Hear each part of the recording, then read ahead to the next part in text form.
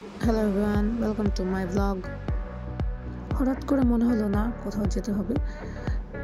কাজ অ্যান্ড বাসা অ্যান্ড কাজ করতে করতে আসলে একটু ফার্স্ট্রেটেড হয়ে গিয়েছিলাম। তো আমার কাছে ইন্ডিয়ান ভিসাটা ছিল অ্যান্ড পরে খুঁজে দেখলাম যে কোথায় ডাইরেক্ট ফ্লাইট আছে। তো আমি পরে পেলাম যে চেন্নাইতে ডাইরেক্ট ফ্লাইট আছে। সো আমি 2 দিনে প্ল্যান করে আসলে চেন্নাইতে চলে গেলাম। চেন্নাইতে আমার ছিল ওটা 5 nights 4 days এরকম প্ল্যান। তো যখন আমি চেন্নাই নিয়ে রিসার্চ করতে বসলাম তখন দেখলাম আসলে চেন্নাইতে মানুষজন বেশিরভাগই হেলথ ইস্যুজ অ্যান্ড ডক্টর দেখাতেই যায়, কিন্তু ট্যুরিস্ট অ্যাট্রাকশনের মতো আসলে তেমন কিছু নেই। অনেক সুন্দর সুন্দর বিচ আছে, কিন্তু I am not a beach person, so আমার এত ইন্টারেস্ট ছিল না। আর কিছু কিছু টেম্পলস অ্যান্ড চার্চ ছিল, সো আমি ওগুলো আসলে লিস্ট ডাউন করে রিসার্চ করে নিয়ে গিয়েছিলাম। সো আমি এখানে ব্লগে দেখাবো যে আমি কোথায় কোথায় কীভাবে ঘুরেছি অ্যান্ড চেন্নাইতে আসলে সব কিছু ট্রান্সপোর্টেশন থেকে খাওয়া দাওয়া কেমন। তো এটাই আমি ছোটো করে এই ব্লগে বলার চেষ্টা করব। ফ্লাইটটা 2 ঘন্টা 40 মিনিটের মতো ছিল। ইউএস বাংলা ফ্লাইটে গিয়েছি অ্যান্ড ফ্লাইটটা অনেক টাইম মতোই ছিল অ্যান্ড ভালোই ছিল। কি সুন্দর করে আমার লাগেজগুলো নামাচ্ছে, দেখে ভালোই লাগলো। অ্যান্ড এয়ারপোর্টটা মোটামুটি ক্লিন, অনেক খালি ছিল আমি যখন গিয়েছিলাম। আমার ইমিগ্রেশনে এত বেশি টাইম লাগেনি অ্যান্ড লাগেজগুলোও জলদি চলে এসেছিলো। একটা জিনিস মাথায় রাখতে হবে যে এইখানে এয়ারপোর্টে কোথাও সিম কেনার দোকান নেই। সো আপনাদের ইন্টারন্যাশনাল রোমিংটা ফোনে অন থাকলে মনে হয় বেটার হয়, তাহলে ইজি হবে আপনার ট্যাক্সি, উবার অথবা কিছু পেতে। তো আমি ডাইরেক্ট হোটেলে চেক ইন করে লাগেজ রেখেই আমি আবার বের হয়ে গেলাম একটু এক্সপ্লোর করতে। এখানে ওয়েদারটা ওয়াজ এক্সট্রিম হট। দিনের বেলা আসলে অনেক গরমই ছিল। আমি ওখানে যে উবার ইউজ করতে পেরেছিলাম, আমি উবার মোটোতে বাইকে ট্রাভেল করেছি। ওখানে আপনার ট্রাফিকও একটু মোটামুটি ভালোই ছিল।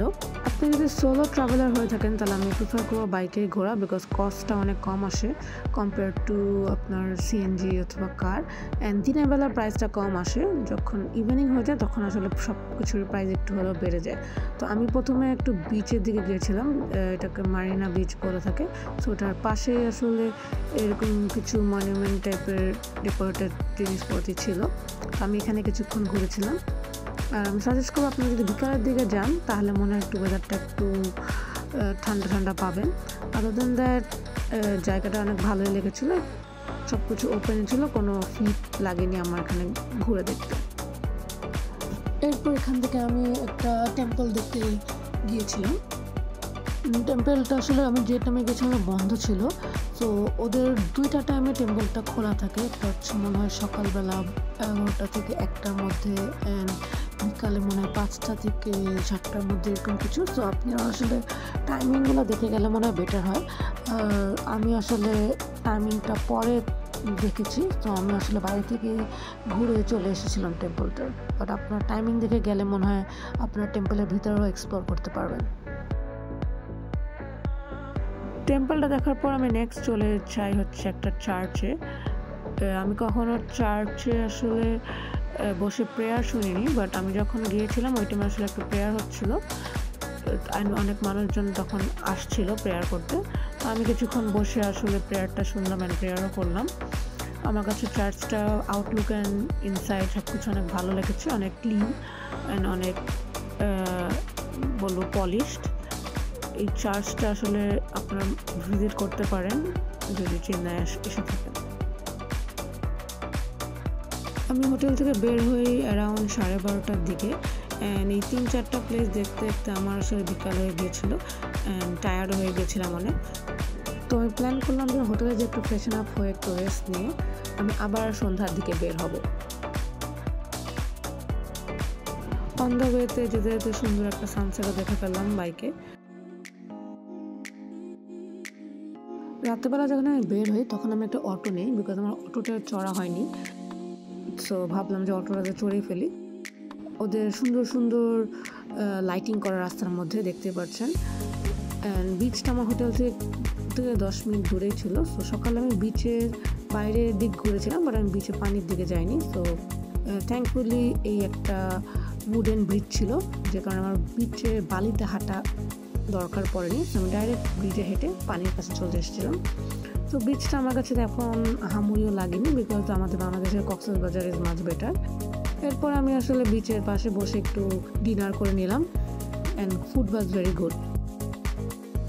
নেক্সট দিন কোথায় ঘুরতে যাব যখন সার্চ করতে বসলাম, তখন দেখলাম যে একটু দূরে একটা জু আছে, চিলড্রেন্স পার্ক, অ্যান্ড তার পাশে একটা স্নেক পার্ক বলে একটা জায়গা আছে। তো ভাবলাম একটু জু ঘুরে আসি অ্যান্ড স্নেক দেখেছি, বিকজ আসলে আশেপাশে আর কোথাও যাওয়ার আমার জায়গা নেই, তো ওয়াই নট এই জায়গাগুলো ঘুরে আসি। তো আমি সকালের দিকে গিয়েছিলাম, অনেক রোদ ছিল, কিন্তু আসলে আশেপাশে অনেক গাছপালা দেখে আসলে এত হিটটা গায়ে লাগেনি। অ্যান্ড পার্কটা ওয়াজ রিয়েলি গুড, অনেক ডিফারেন্ট ধরনের অ্যানিমালস ছিল, অনেক ভালোই অ্যারেঞ্জমেন্ট ছিল, অর্গানাইজ ছিল। অ্যান্ড পার্কে ঢোকার জন্য একটা ফি আছে। অ্যান্ড স্নেক পার্কটা আসলে এটার পার্কের পাশে আলাদা একটা পার্ক। সো আমি ফার্স্টে বুঝিনি, আমি স্নেক পার্ক ভেবেছি এটার ভিতরে, কিন্তু স্নেক পার্কের আবার এন্ট্রি ফিও আলাদা, আবার ছবি তোলার জন্য যদি মোবাইল নেন, মোবাইলের জন্য আবার একটা ফি আলাদা আছে। তো ফিটগুলো আসলে বেশি না, মনে হয় আমার বোধ মিলেই বেশি 100 রুপি আর 150 রুপির বেশি যায়নি। তো ওখানে আসলে সাপগুলো ওয়াজ ভেরি ইন্টারেস্টিং, অনেক ডিফারেন্ট ধরনের সাপগুলো ছিল। Fortunately snakes were also moving, কিছু স্নেকস আসলে একদম মুভি করছিল না, যে বেঁচে আছে নাকি মরে গেছে এটা বোঝার আসলে কোনো উপায় ছিল না। আদার দেন দ্যাট অ্যাগুয়ানা ছিল, আপনার ডিফারেন্ট কাইন্ড অফ ছোটোখাটো অ্যানিমালস ছিল, তো যেগুলো আসলে দেখে ভালোই লেগেছে, খারাপ লাগেনি। অ্যান্ড একটা গেমও ছিল ওখানে, রিং থ্রোয়িং আর রিং টাইপের গেম। সো যেটা আমি রিং থ্রো করে স্পেসিফিক নাম্বারের মধ্যে দিতে পারতাম আর সামথিং, আমি কোনো প্রাইজ মনে হয় পেতাম, বাট আসলে আমি পারিনি, because it looks very easy, but আসলে যখন থ্রো করার টাইম আসে তখন ইট ওয়াজ ভেরি ডিফিকাল্ট। আমি 5টা চান্স থাকে, মনে হয় 20 রুপি ছিল এটাতে। তো আমি ট্রাই করলাম, বাট আসলে হার্ড লাক, আমি বাস টু ক্লোজ, বাট আমি পারিনি এটা নিতে।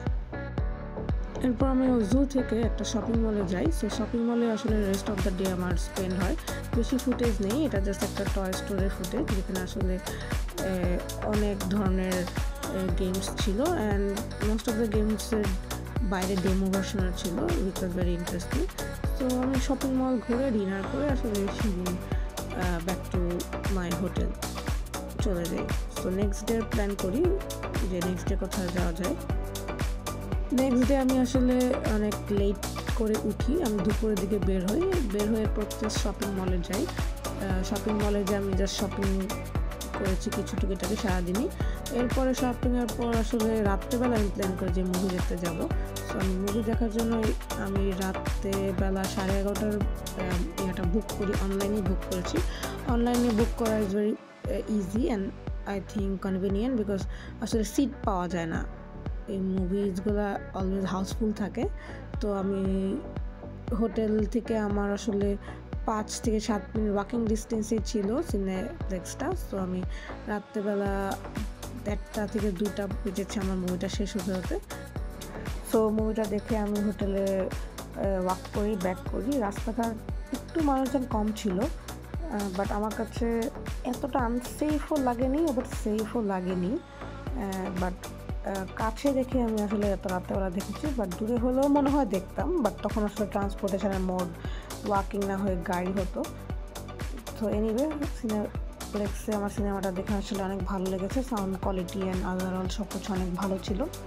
অ্যান্ড টিকেটিং প্রাইসটা যদি বলে, আপনার সামনের 2টা রো, ওই 2টা রোর টিকিট প্রাইস ছিল অনলি 68 রুপি, অ্যান্ড আমি যেটা নিয়েছিলাম পিছনের সব কিছু ওয়াজ 208 রুপি সামথিং। সো আমার কাছে অনেক কমই লেগেছে। সামনের 2টা রোর প্রাইস কম হওয়ার কারণ হচ্ছে ওই 2টা হচ্ছে sitting arrangement was like a চেয়ারের মতো, আর পিছের সবগুলো ছিল একটু সোফা টাইপের, তো কমফোর্টেবল পিছেরটা, অ্যান্ড সামনেরটা আসলে not that much comfortable, but আসলে টাকা অনুযায়ী ইটস নট দ্যাট ব্যাড।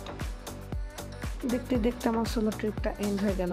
আমি এয়ারপোর্টের দিকে যাচ্ছিলাম, ব্রেকফাস্টটা অন দ্য ওয়েতেই করে ফেললাম, অ্যান্ড যেতে আসলে বেশি টাইম লাগেনি, আমার 40 মিনিটের মতো লেগেছে, বাট বুঝতে পারিনি যে তো জলদি পৌঁছে যাব। এয়ারপোর্ট ওয়াজ ভেরি এমটি, আর আমার ফ্লাইটেও মানুষজন অনেক কম ছিল।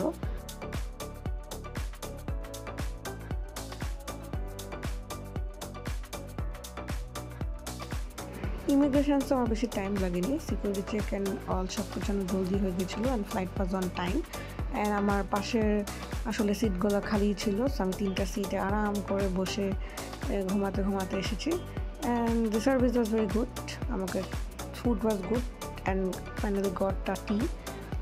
দেখতে পাচ্ছেন the flight was pretty empty, এরকম এমটি ফ্লাইট আসলে আমি কমই দেখেছি। এই flight landed on time and আমি আসলে ল্যান্ড করার সাথে সাথে ইমিগ্রেশন ক্রস করে দেখি এবার আমি আমার লাগেজটাও পেয়ে গেছিলাম, উইচ ওয়াজ ভেরি সারপ্রাইজিং। আসলে লাগেজটা পেতেই সবচেয়ে বড় হ্যাসেল হয়, বাট আসলে বাংলাদেশে এবার ফার্স্ট টাইম আমি অনেক ফাস্ট লাগেজ পেয়ে গেছি। প্লেন থেকে নেমে দেখে আমার luggage ready, so that was very surprising. I hope আমার ভিডিও দেখে একটু হলেও আইডিয়া পেয়েছেন চেন্নাইতে ঘোরাঘুরি কী জায়গা আছে, কেমনে ঘুরবেন। অ্যান্ড আপনার যদি কোনো ধরনের কোশ্চেন রয়ে থাকে please ask me in the comment. And আমি একটু কিছু অ্যাড করি যে চেন্নাইতে ফুডটা আসলে একটু প্রবলেমেটিক ছিল আমার জন্য, বিকজ আমি ওদের আসলে ট্রেডিশনাল ফুডগুলো খাই না, তাই আমি আসলে সুইগি আর জোম্যাটো অ্যাপ ধরে ডাউনলোড করে রেখেছিলাম, উইচ ওয়াজ ভেরি হেল্পফুল। ওগুলোর থ্রুতে আমি আসলে অনেক কিছু অর্ডার করে খেয়েছি। অ্যান্ড প্লাস আসলে ওদের আমাদের পান্ডা মার্টের মতো ওদের গ্রোসারি শপও আছে, সো যেখানে আসলে অনেক ফাস্ট, উইদিন 5 to 7 মিনিটস আপনাকে ডেলিভারি করে দেয়, তো আমি ওগুলোও রিকমেন্ড করবো। Thank you everyone for watching.